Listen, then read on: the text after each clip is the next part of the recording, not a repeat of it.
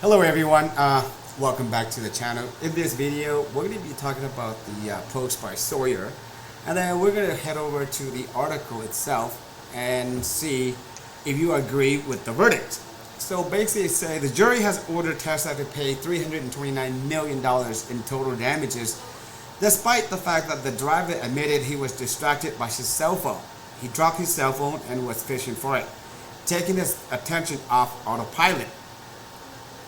So, in his closing argument Thursday, Joe Smith, an attorney representing Tesla, laid the blame for the accident solely on the driver, is McGee. He said he was fishing for his cell phone. Smith said, "It's a fact that happens in any car. That isolate the cause. The cause is he dropped his cell phone." So, let's go to the article and let's see if you agree with it, okay? So this article is by vehiclesuggest.com. I'll list it in the description, so if you guys want to read it, you are more than welcome to do so. But let's go.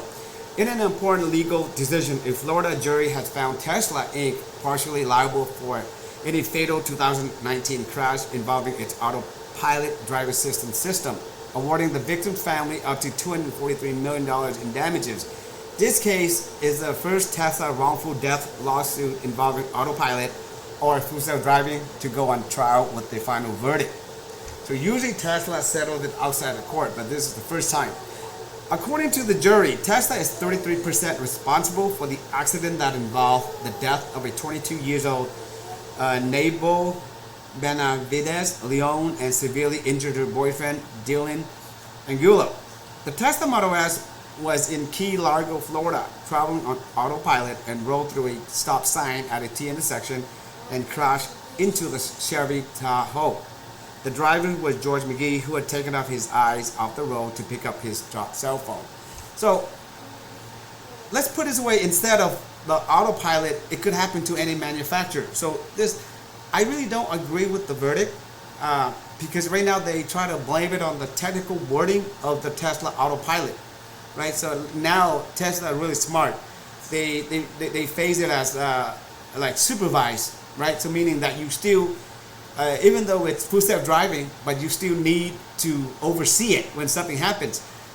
This could happen to anybody. So if you drop the phone and you're wondering, you're looking for the phone, and you took your eye off the phone, right, and you can't see what in front of you, and actually in this case, the driver he had his foot on the gas pedal, so that makes it even worse because as a driver you override the autopilot, but somehow the jury find that Tesla is responsible for this and they're making Tesla to pay up that large amount of money.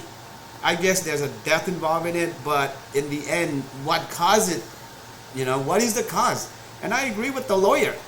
Had he not dropped the cell phone, it could happen to anybody, But let's say if it's not Tesla, who would they blame it to, right? So just say an insurance point of view with another insurance point of view. So that's just be the driver itself.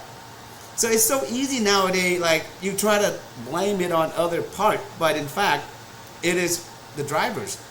The more of this, they're going to prevent, just like Tesla saying, you keep on making a blame on Tesla, then everybody's afraid of making technology more autonomous, because they don't want to get hit with the lawsuit. $243 million. That's going to bankrupt a normal company, like a startup company, right? So let me know what you guys think about this, because I really don't think Tesla should pay, and I'm not for Tesla. I'm just reading the article, and I'm just saying it could happen to any manufacturer, and it just happened. You dropped the phone, you took your eyes off the road, you crashed. Why is it Tesla fault?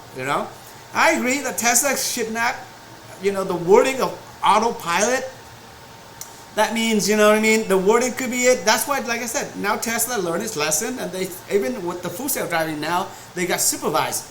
Wait until they take away the word supervised, that means autonomous. That means the car drives itself. No one's behind the wheel. But until then, it's all comes down to the wording of it, and I guess Tesla got hit because the way it worded with autopilot. So right now, if anything, they should change it. Like a lot of them, like now they change to autopilot driver system, right? So that means that it's not fully by itself. But in the end, you know what I mean, I don't know, I don't really agree with this verdict, but let me know what you guys think. All right, thank you for watching, guys. Be safe. Till next time.